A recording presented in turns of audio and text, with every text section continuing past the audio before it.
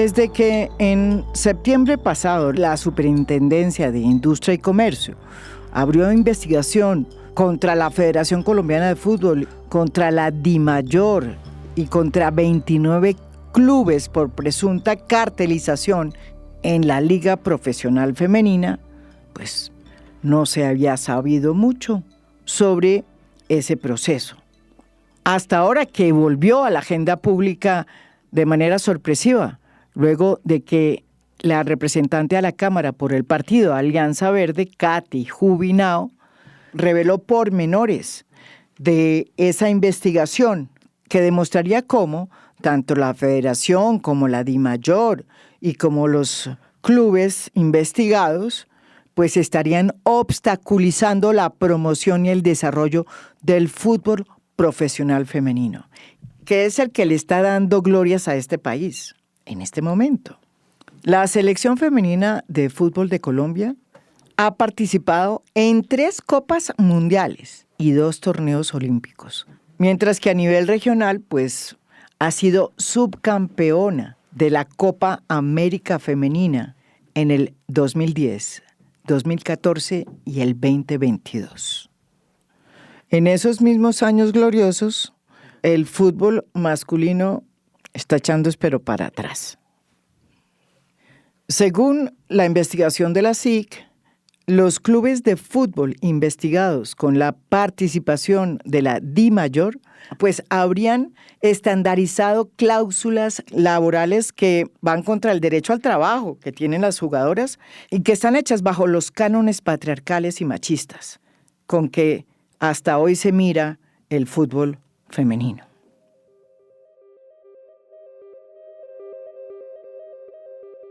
Hay países en que estas miradas patriarcales y machistas se han ido evaporando y las cargas se han ido ajustando para permitir el surgimiento del fútbol femenino, como sucede, por ejemplo, en países como España, donde el presidente de la Federación de Fútbol de España, Luis Rubiales, tuvo que renunciar luego de que besó en los labios a la número 10 española, Jenny Hermoso, ante las cámaras de todo el mundo, pocos minutos después del triunfo de esa selección en la Copa Mundo Femenina de Australia en el 2023. Acá, en cambio, seguimos con el machismo a cuestas, y eso se demuestra en la manera como se premian a las jugadoras cada vez que ganan, y es que han ganado mucho. El escenario siempre es el mismo. El presidente de la federación, Ramón Yesurún, les entrega a las ganadoras la medalla y siempre pues, les da su beso, ya sea en el cachete o en la frente. Un ritual que sería impensable en una ceremonia de premiación a la selección masculina, donde Yesurún, que se sepa, pues no le da besos a ningún jugador. Pero volviendo a la denuncia que hace Katy Jubinao, la representante que decidió desempapelar lo que está investigando la Superintendencia de Industria y Comercio frente a la posible cartelización en el fútbol femenino, se conoce también que la mayoría de las jugadoras están sometidas a unos contratos draconianos. Su sueldo no es anual, sino solo por la duración de la liga, que puede ser de 2 a 3 meses, y una sola vez al año, lo cual deja a las jugadoras profesionales sin la posibilidad de dedicarse exclusivamente a esa actividad y las fuerza a tener que buscar otras fuentes de ingresos. Tampoco hay incentivos, como si hay para los jugadores hombres, para que las jugadoras migren de un club a otro en busca de mejores oportunidades. Increíble. Están siendo tratadas como unas ciudadanas de segunda clase, a pesar de que el fútbol femenino está dando que hablar en el mundo.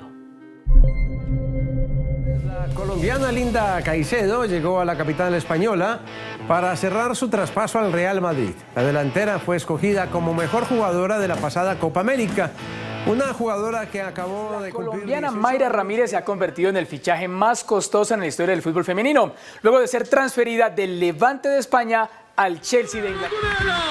Colombia, Colombia, Colombia, Colombia en la final de la Copa del Mundo. Colombia en la final de la Copa del Mundo. Esta pelea que muchas jugadoras están dando por el fútbol femenino ha sido una pelea que les ha costado mucho. Varias de las jugadoras que denunciaron los prejuicios con que los dirigentes de fútbol han decidido abordar la creación de una liga femenina que existe desde el 2017, están hoy sin poder jugar fútbol. Prácticamente han sido canceladas, han sido castigadas y muchas de ellas tienen temor incluso de seguir hablando, porque su vida es el fútbol. Y por hablar y por decir y por protestar y revelar lo que sucede en esa liga femenina, hoy esas puertas se les han cerrado. Hoy, sin embargo, tienen unos aliados en el Congreso, cosa que no pasaba cuando se empezaron a hacer estas denuncias. Una de esas aliadas es la representante a la Cámara, Katy Jubinao, por el partido Alianza Verde.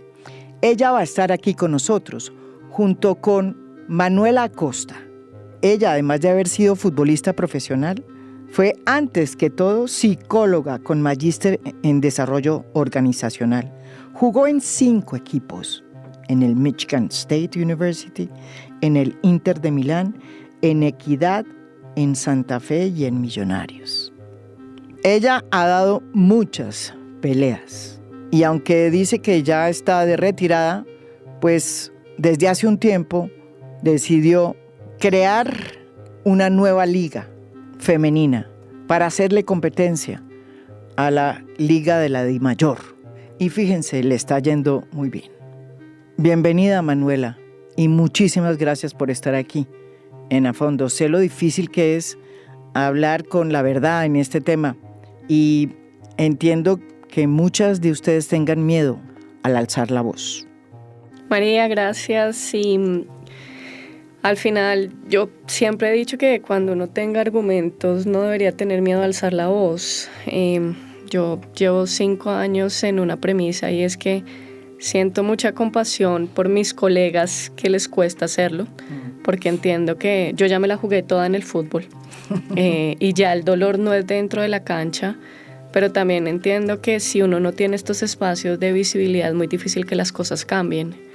Por eso creo que al final, más allá de la conversación que podamos generar, es lo que generemos en la gente que nos está escuchando para que se interese y nos ayude a entender que más allá de las futbolistas, la problemática femenina en una plataforma como el fútbol abandera la causa de muchas causas sociales.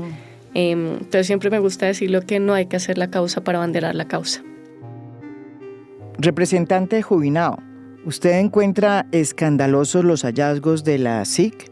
Porque estamos hablando de contratos que se hacen solo por 2 meses, de jugadoras que realmente no juegan, de una liga que se transmite por Win Sports sin ni siquiera locutor y que demuestran que para las instituciones del fútbol en Colombia, la liga femenina les tiene sin cuidado y hasta les molesta. Bueno, los hechos que está investigando la SIC son supremamente escandalosos.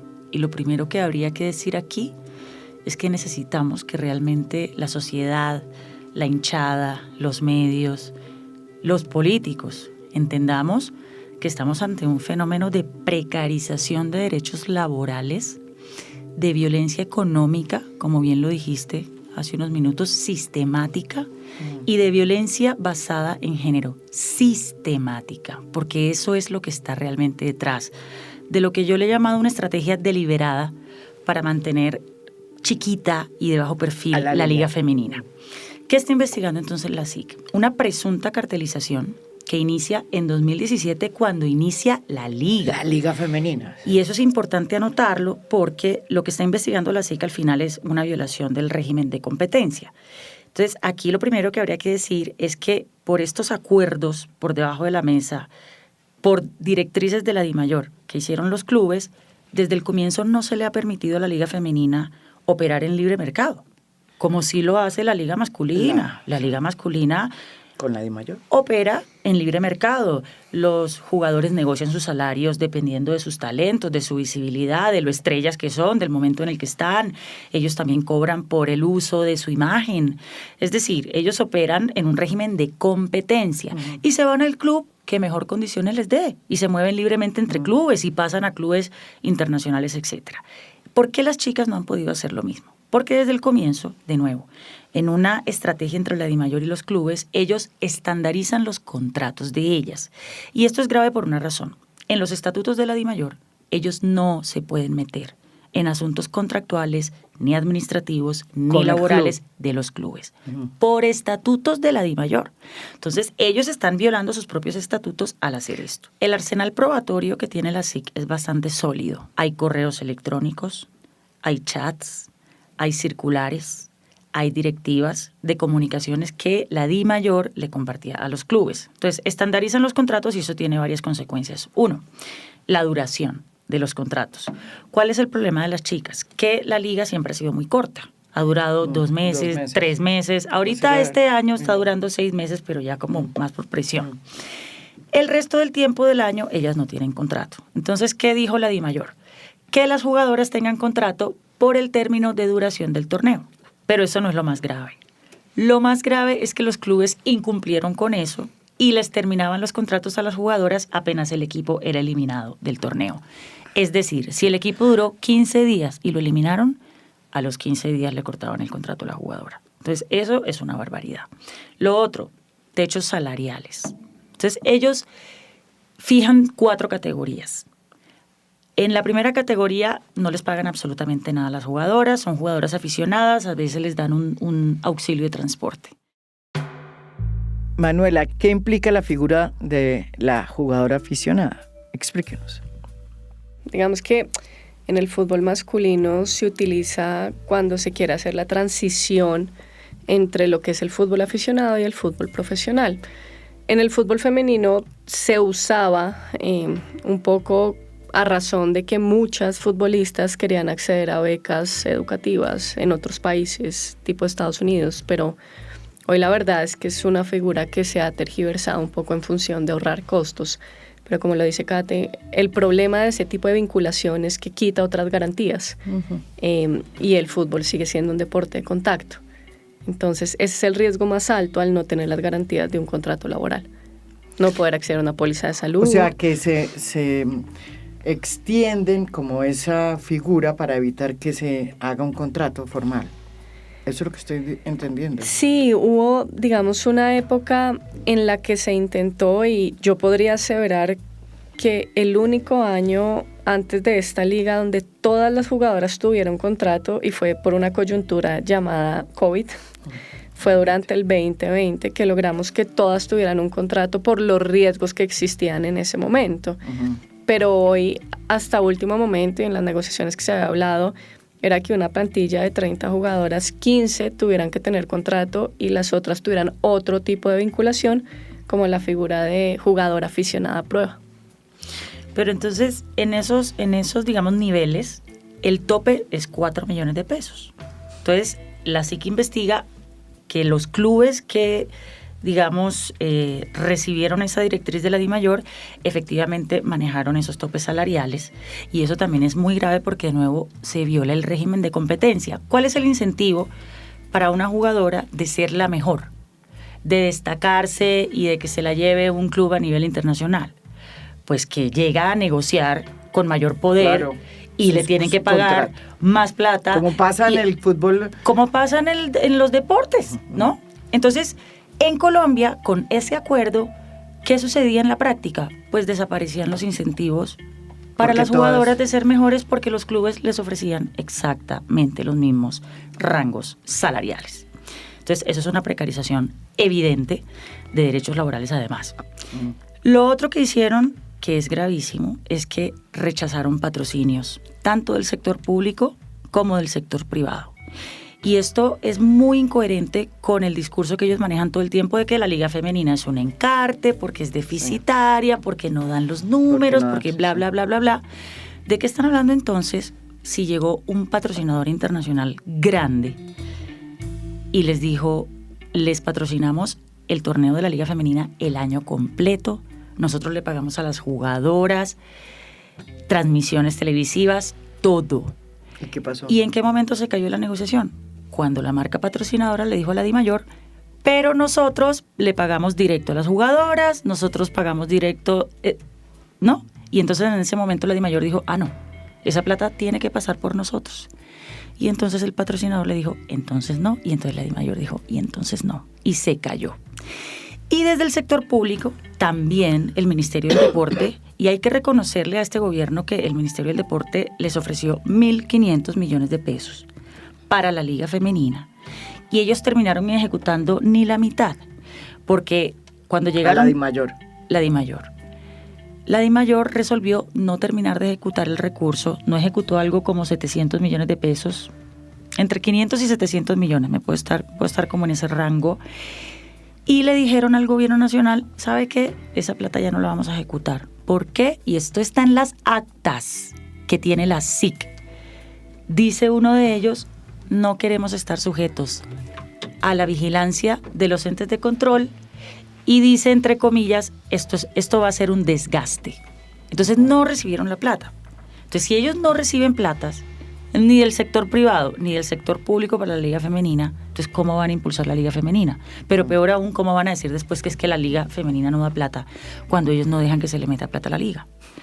Y lo último es que no hay ninguna obligación con Win Sports, que es el canal que transmite los partidos de las ligas, Que transmitan. para que haya obligatoriedad de transmitir los partidos de la Liga Femenina. ¿Y por qué no hay?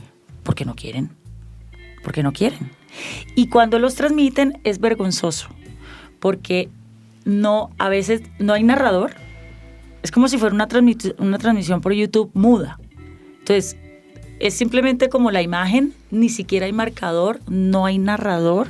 O sea, es una cosa vergonzosa, supremamente discriminatoria, lo repito, en razón de género. ¿Por qué? Porque en las declaraciones de los dirigentes del fútbol en Colombia todo el tiempo ha estado presente el machismo y la misoginia. ¿Cuántas veces ellos han dado declaraciones diciendo o refiriéndose de manera despectiva a la Liga Femenina?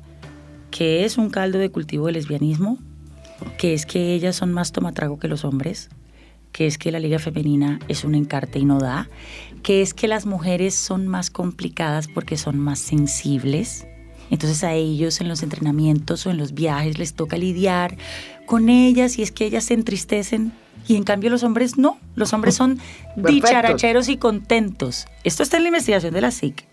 Ellos diciéndolo. Los hombres son dicharacheros y contentos, en cambio ellas se entristecen. Los dirigentes, ahorita se me pasa el nombre, pero los dirigentes, ellos en sus reuniones, en las actas que han quedado y a veces también en declaraciones que han dado en medios, porque es que ellos a veces han dado estas declaraciones en medios. Entonces digamos que aquí hay un tema de estereotipos y roles de género que los llevan a ellos a asumir una actitud de no apoyar a la Liga Femenina y de no apoyar a las chicas. Solo para recordar, Katy Jubinao habla de esas declaraciones que hacen y que han hecho importantes dirigentes deportivos, directores de clubes, sobre la Liga Femenina y lo que significa. Solamente oigan algunas de las que hemos escogido así al azar, porque son tantas que da pena. Oigan, por ejemplo, lo que dice Gabriel Camargo, el entonces director de Deportes Tolima. Eso anda mal. Eso no va nada, ni económicamente, ni nada de esas cosas. Aparte de los problemas que hay con las mujeres, son más tomatragos que los hombres. Y para que vean, y problemas, pregúntenle a los del Huila cómo están de arrepentidos de haber sacado el título y de haberle invertido tanta plata al equipo. Entonces eso no es, y fuera eso, les recuerdo, es un caldo de cultivo de lesbianismo tremendo. Manuela, usted en ese momento era jugadora profesional. Usted estuvo ahí. ¿Qué nos puede decir de esas declaraciones y de tantas otras que se siguen haciendo en contra de las mujeres que se dedican al fútbol? De hecho, hay 2 sentencias que nacen un poco a partir de eso. En el 2018, la 212 es la sentencia un poco resultado de las declaraciones que mencionaba Katy, que en paz descanse, cuando mencionó que el fútbol femenino era un cultivo de lesbianas tomatrago.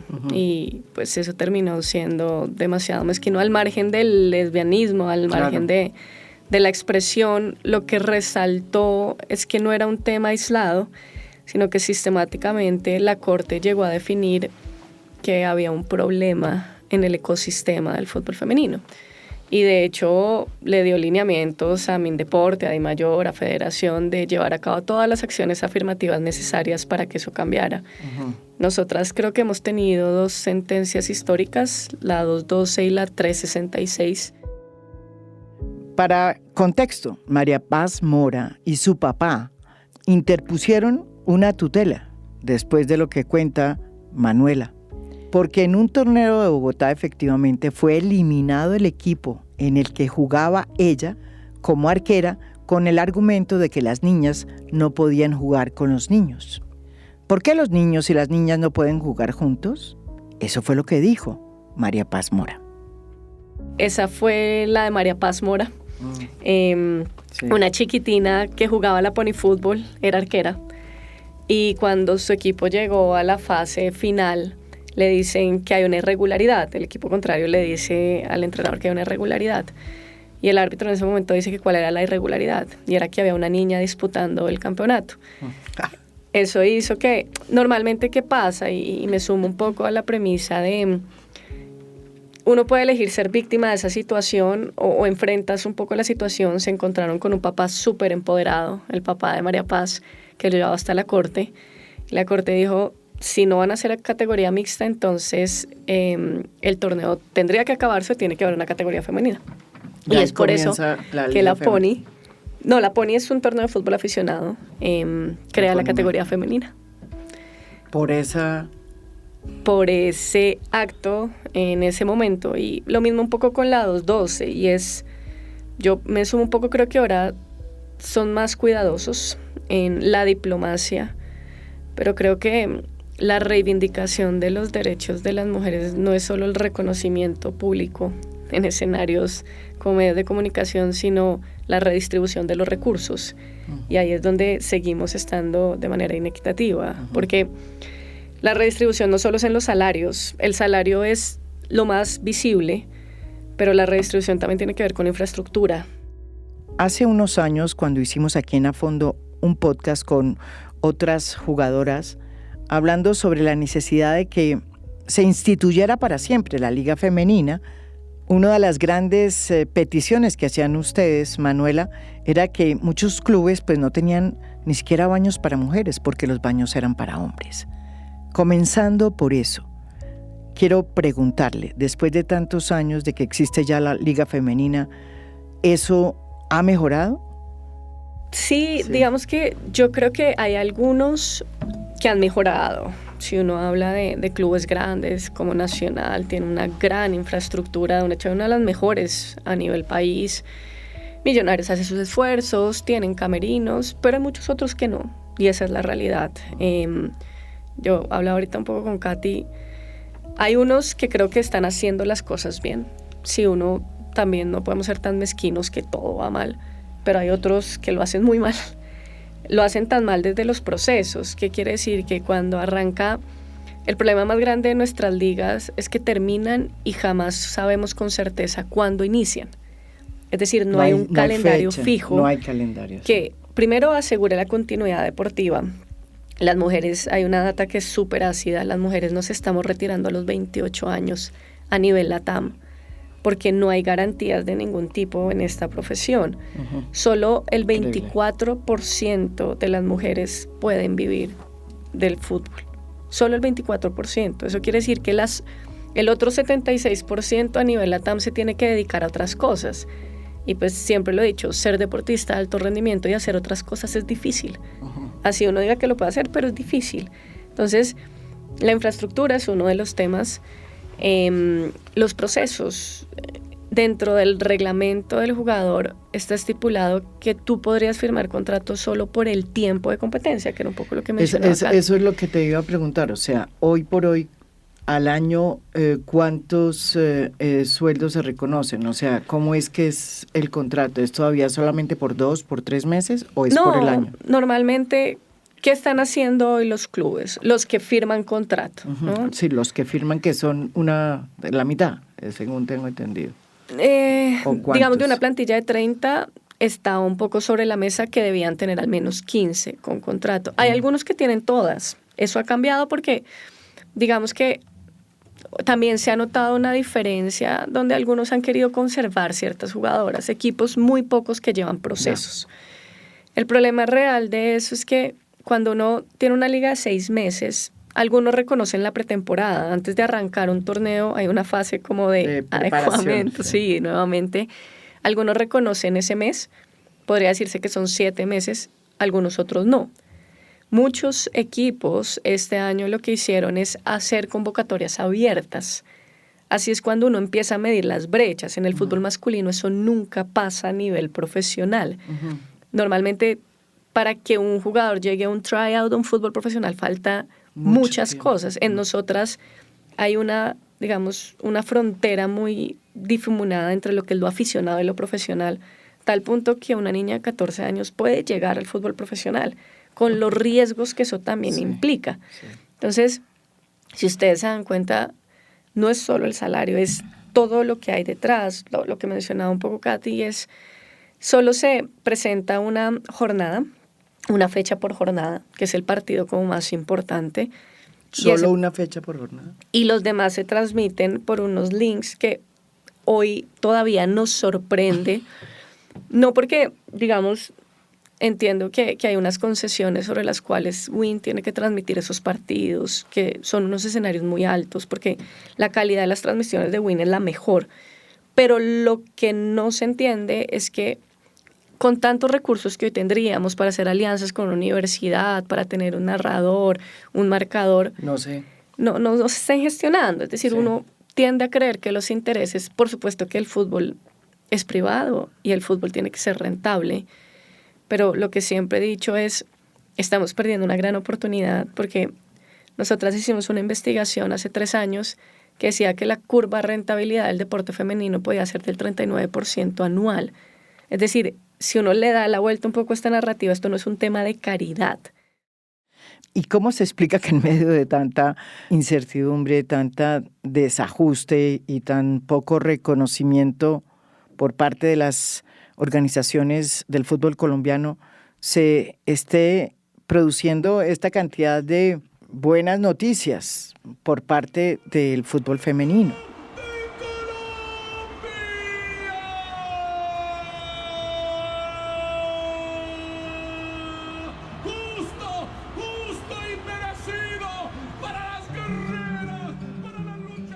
¿Cómo explica usted esa contradicción?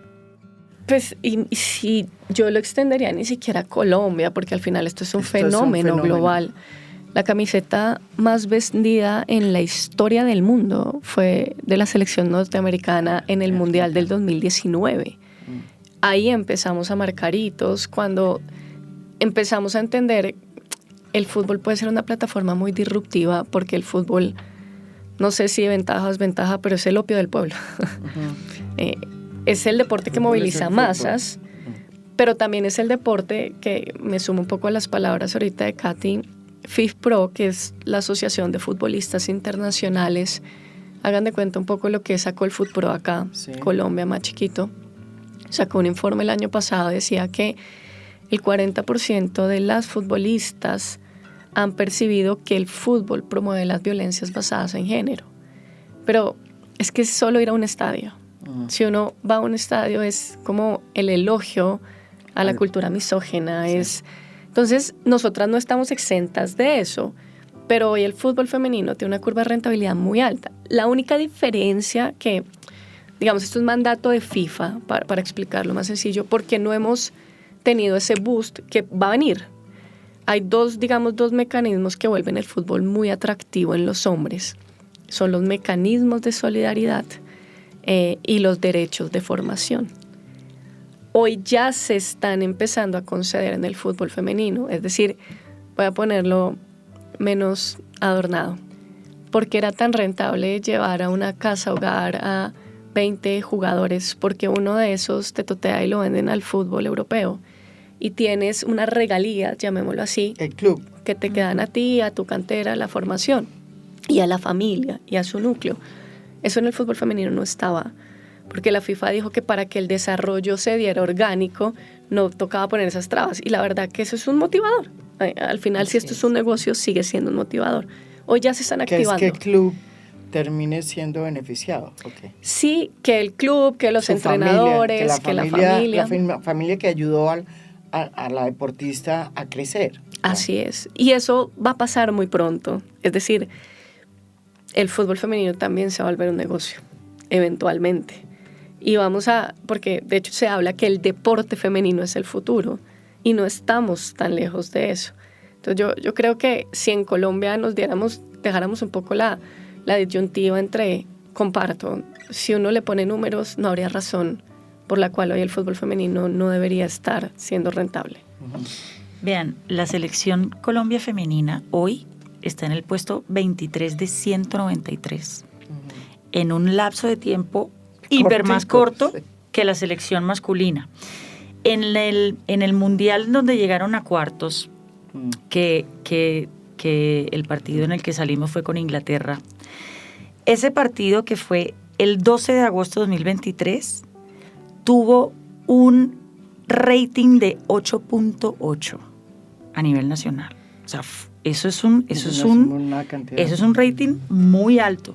Y las cifras que estuvimos revisando nosotros de lo que está moviendo de dinero las ligas femeninas en el mundo vienen creciendo de forma exponencial año a año. O sea, el crecimiento entre un año y otro de los ingresos y las utilidades que está generando el fútbol femenino es mucho más alto que año a año lo que aumente o reciba el fútbol masculino, que de hecho está decreciendo en algunos lugares. Manuela me contaba que de alguna manera el fútbol también está enfrentando sus propias crisis.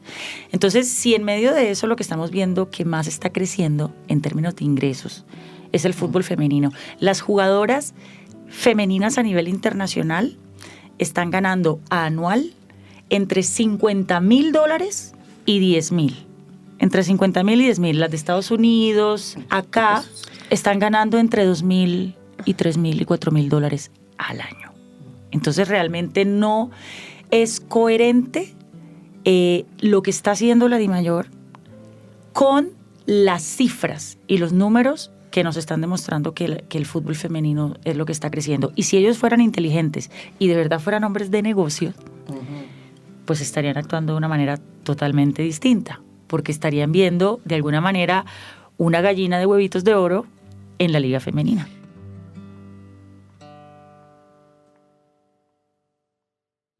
¿En qué creen ustedes que va a parar esta investigación de la SIC? ¿Habrá multas? ¿Habrá cambios? Lo pregunto porque cada vez que uno toca a un dirigente de fútbol colombiano por cuenta de un escándalo, la justicia no lo toca.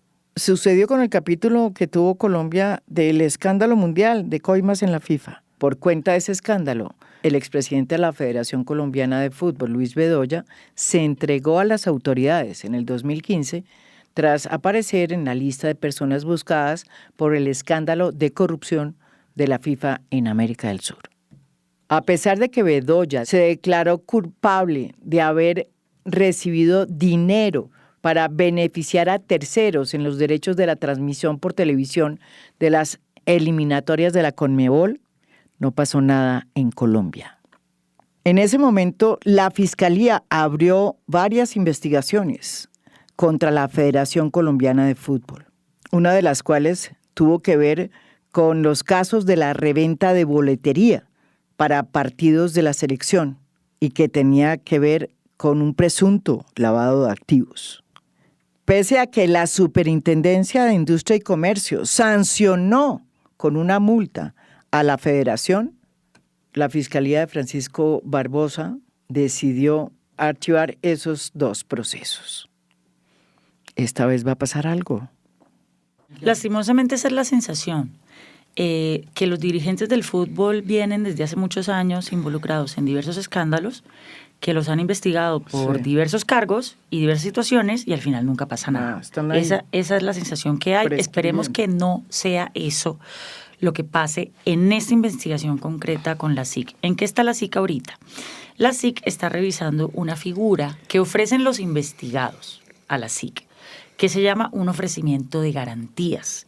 ¿Eso qué quiere decir? Los investigados de alguna manera aceptan responsabilidad y le ofrecen un acuerdo para reparar, digamos, pues el daño que ellos están causando, en este caso a las jugadoras. Entonces le dicen a la SIC, vea, nosotros reconocemos la responsabilidad, les hacemos este ofrecimiento de estas garantías y con estas garantías vamos a transformar el daño hecho y vamos a darles mejores condiciones.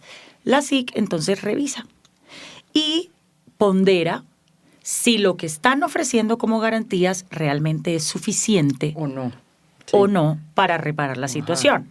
La SIC puede o bien aceptar las garantías y en ese caso entonces hay una terminación anticipada de la investigación que podría no acarrear mayores sanciones. O la SIC puede rechazar el ofrecimiento de garantías y dice no, vamos hasta el final con esta investigación. Hay algo que a mí me parece una buena señal y es que el día que revelamos esta información en el evento en la Universidad Javeriana hace un par de semanas, ese día por la noche la SIC sacó un pronunciamiento en donde rechaza un ofrecimiento de garantías por otra investigación que está haciendo la SIC, pero a la liga masculina, también a la DIMAYOR, por veto a jugadores, en este caso en la liga masculina. Entonces la SIC ya anunció que no les acepta las garantías y que va a continuar con la investigación hasta el fondo. Entonces ojalá que en el caso de las chicas no acepten. Yo no conozco todavía el ofrecimiento de garantías. Y no sabemos en qué grado se responsabilizan de qué. Sí, yo estoy detrás del acuerdo de garantías, esperemos obtenerlo prontamente, pero yo le diría a la SIC que más allá de las garantías que puedan estar ofreciendo, aquí hay que dar un mensaje, sobre todo que este gobierno, pues es el gobierno que se autodenomina de cambio, el gobierno de los derechos laborales, el gobierno que el cambio es con las mujeres, entonces el mensaje debería ser, ojalá, una sanción. Yo sí creo que aquí ya es hora de que veamos una sanción. No puede ser que a esta gente nunca le pase nada. ¿Por qué nunca les pasa nada? Esa es la pregunta. ¿Por qué a los dirigentes del fútbol nunca les pasa nada? Y parece que las autoridades no actuaran, digamos, con el rigor que tienen que actuar.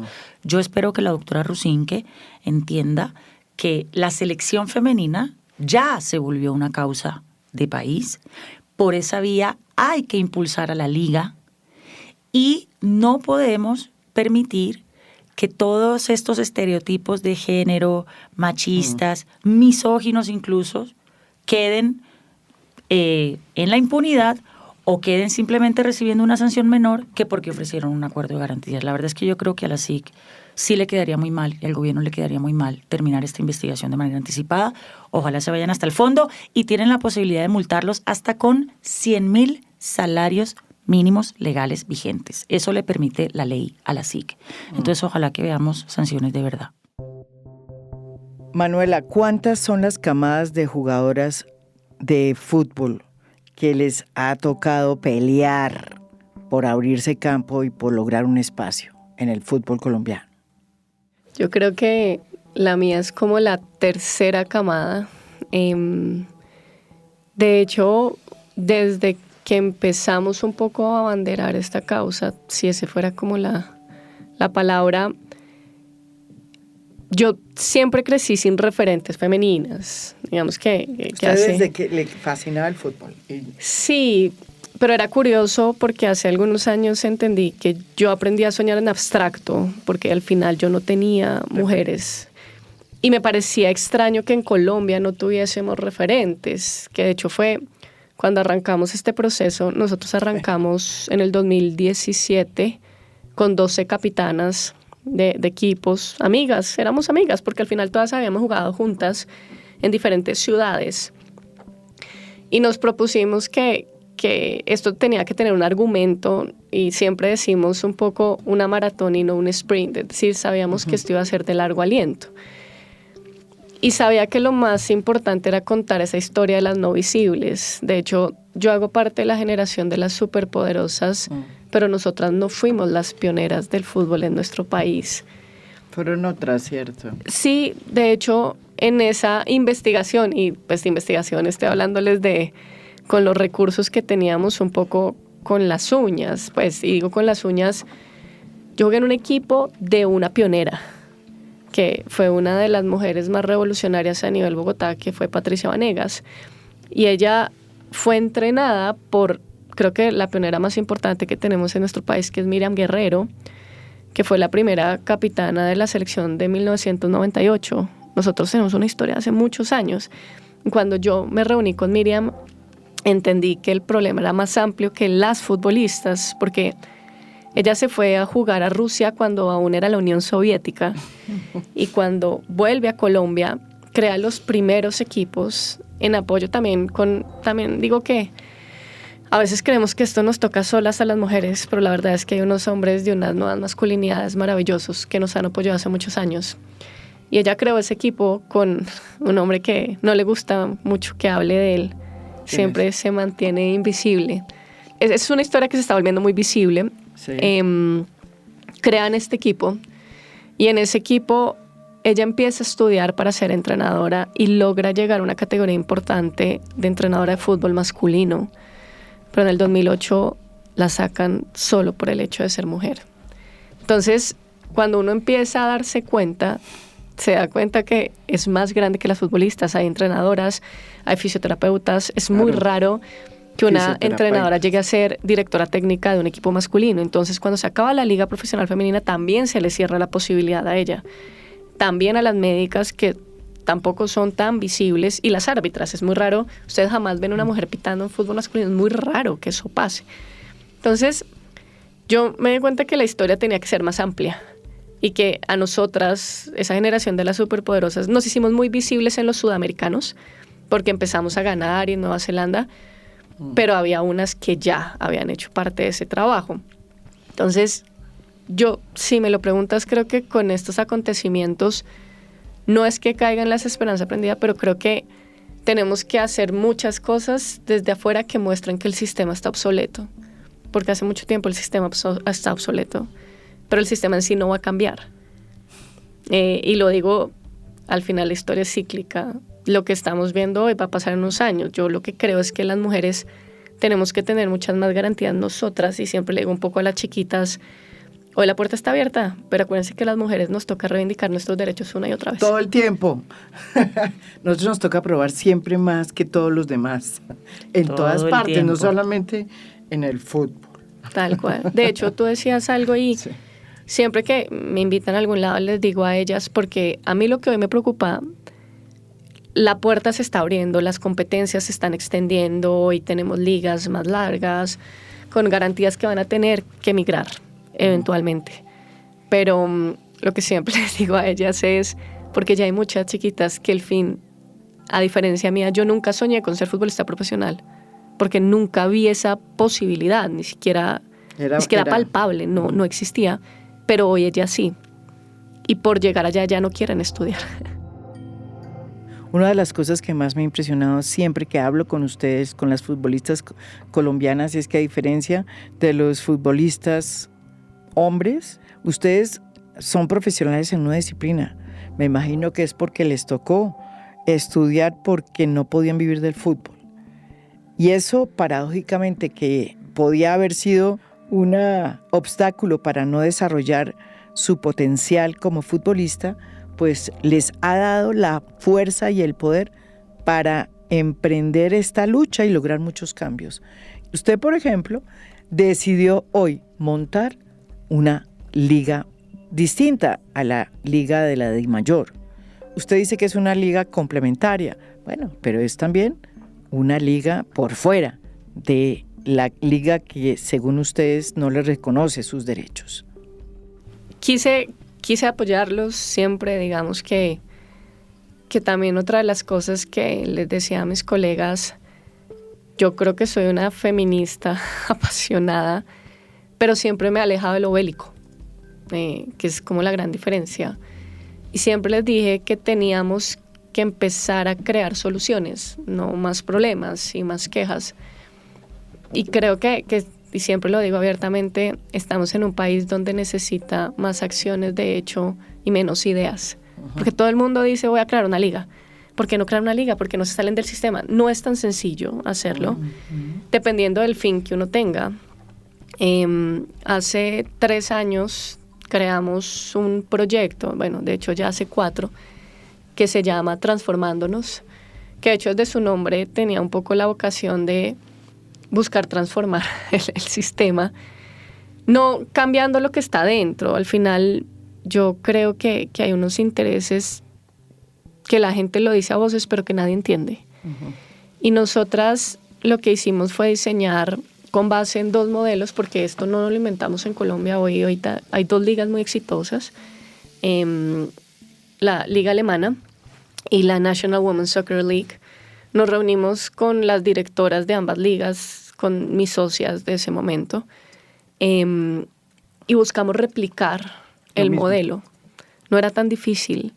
Y cuando buscamos replicar el modelo, diseñamos una planeación estratégica para una liga, que de hecho en el 2020 se la presentamos al ministro en su momento. ¿A cuál ministro? Del deporte. Eso era gobierno de Duque. Sí, y también, de hecho, Fernando estaba recién llegado. Fernando Jaramillo. Estaba recién llegado. Y me acuerdo que en una anécdota chiquita me dijo, me la voy a robar. Le dije, no te la robes, impleméntalo. Al final nosotros no estábamos buscando nada distinto que eso fuera una realidad. Pero sabíamos lo difícil que era que eso fuese una realidad, porque digamos que yo siempre he dicho que el dinero es una excusa para otras muchas razones, porque el dinero siempre ha estado. Pero también entiendo que cada uno maneja su casa, perdón la expresión, como se le da la gana. Y nosotros diseñamos un modelo que podía ser rentable para muchas partes. De hecho, en el 2020 logramos algo que fue también icónico, y es que los partidos, nosotras no jugábamos en los estadios principales como lo hacían los hombres hasta más o menos el 2019. Nosotras jugábamos en estadios alternos. Y eso fue en cabeza también quien estaba hasta hace unos meses en la dirección del IDRD, que fue Blanca Durán, que nos reunimos con ella y dijo qué hay que hacer. Y al final hay muchas alianzas en servicios. Ahora sí están jugando en los que son. Sí. Y se logró en ese momento una alianza que para los partidos de fútbol femenino no se cobraba pues a los equipos, porque el equipo local es el que paga la logística de los partidos. Y a partir de ese momento dije, bueno, entonces vamos a salir a apoyarlos. Yo siempre digo con el maletín bajo la manga, vamos a conseguir los recursos. Pero pues tú no te puedes meter a generar, yo creo que las negociaciones que ellos seguramente harán muy al margen de sus intereses. Entonces nos dimos cuenta que tal vez lo que teníamos que hacer era generar una solución por fuera de la de mayor. Que a veces yo no sé si somos competencia o somos complemento, porque cuando se acaba la liga, el problema es que muchas mujeres quedan desempleadas. ¿Y se meten ahí o qué? Entonces nosotros creamos un torneo que cuando se acaba la liga profesional arranca, es un torneo que arrancó en Bogotá, que tuvimos el primer año 2 equipos, hoy estamos en Bogotá y Medellín, hemos llegado a 24 equipos y empleamos a las futbolistas, y es digamos un híbrido entre el fútbol aficionado y el fútbol profesional. El año pasado tuvimos campeones Medellín al DIM, es decir, un equipo profesional ganó el torneo. Es un torneo que sí cuesta, yo digamos lo digo abiertamente, es un torneo que a nosotros nos costó más de 640 millones de pesos, y no porque ninguna de mis socias ni mis socios y yo tuviéramos la plata para hacerlo, sino porque nos sentamos con cada uno de los patrocinadores y les presentamos un modelo de alianza donde había vitrina. Canal Capital nos estuvo transmitiendo el año pasado. Increíble. Hicieron todo lo que no ha hecho. Lo que no hace los dirigentes. Y logramos entregar el premio más importante a nivel LATAM de fútbol aficionado, el premio monetario, una bolsa de más de 70 millones de pesos. Logramos conseguir pues todos los uniformes en diferentes alianzas. Tuvimos patrocinadores como Golti, que es el balón oficial de la Liga Profesional. De hecho, tenemos una anécdota y es que ellos tienen una campaña en octubre, que es el Golti Poder Rosa. Es una campaña de sensibilización frente al cáncer de mama. Como en esa fecha no había Liga Profesional, sacaron el balón en el marco de Visión Avanza. Entonces, tenemos a Gatorade como hidratación. Yo lo digo, hay gente que cuestiona mucho. Este año estamos un poco embolatados porque el año pasado nuestro patrocinador principal era Rochebet, pero este año saqué un decreto que las casas de apuestas no pueden patrocinar el fútbol aficionado. Entonces hemos bregado por otros lados, pero Nike se ha sumado, es decir, O sea, si hay la marcas. vaina va bien. Sí, al final siempre va a haber gente si tienes estructura y tienes claridad. Oiga, una chiva, María Jimena, vamos a citar al Gobierno Nacional, a control político, porque el Ministerio del Deporte tiene que, a raíz de unas sentencias de las altas cortes, tiene que garantizar la legalidad de una normativa y unos estatutos en la DIMAYOR y en los clubes, y estamos ya detrás de eso para llamar a un control político. Por la sencilla razón de que ellos obran en un régimen de libre competencia, y por eso la SIC tiene competencia sobre los Exacto. equipos, y por eso Sí, los tiene pueden que- investigar. La SIC vigila la libre competencia. Cuando Correcto. no hay libre competencia es que entra. Los fenómenos de cartelización y todo eso pueden ser muy privados, pero eso está prohibido. Ellos no lo pueden hacer. Muchas gracias. Yo espero que esta sea una historia feliz a pesar de nuestros dirigentes. O con ellos. Hay que seguir, hay que seguir. Exacto, pero carambas, que se pongan las pilas y entienda que el mundo cambió, que ellos tienen que cambiar también, ¿no es verdad? Y que hay que hacerlo con ellos también, es cierto, ¿no es verdad? Como dice usted. El primer cambio tiene que ser el cambio en el machismo de los dirigentes del fútbol. Cuando ellos estén dispuestos a revisar su sistema de creencias tan machista, pues en ese momento quizás ellos quieran hacer parte de la transformación. Sí, yo siempre los he invitado como a enamorarse de este proceso. Si no, creo que habremos otros que haremos sembraremos por otros lados. Por otro lado, ¿no es verdad? Es que Eso esto tendrá es- que subir la vara.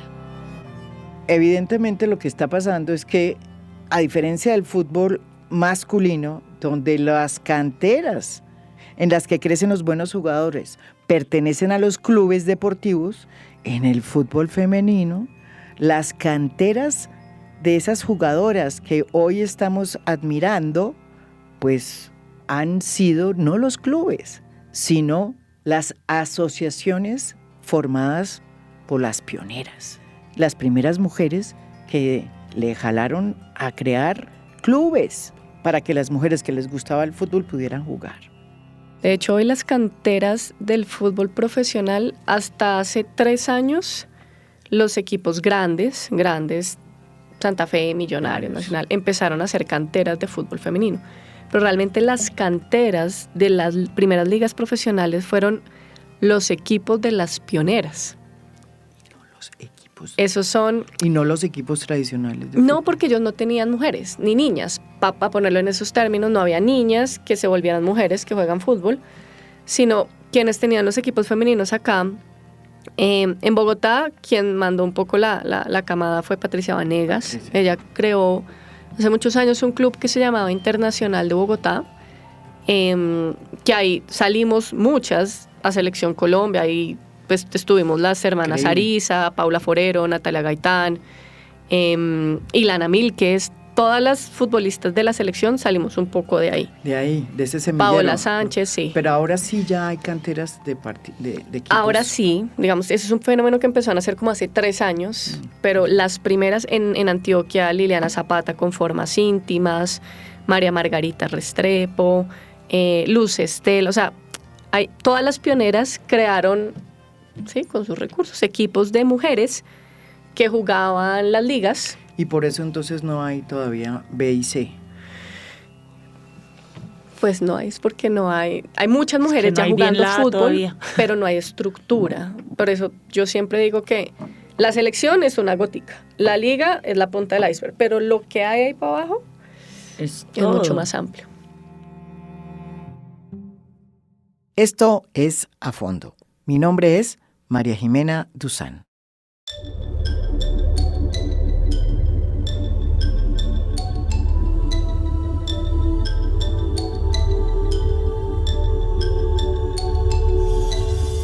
A Fondo es un podcast producido por Mafialand. Producción general, Juan Diego Barrera. Gestora de audiencias, Beatriz Acevedo. Postproducción de audio, Daniel Chávez Mora. Música original del maestro Óscar Acevedo. Nos pueden escuchar también en mi canal de YouTube. Gracias por escuchar. Soy María Jimena Duzán.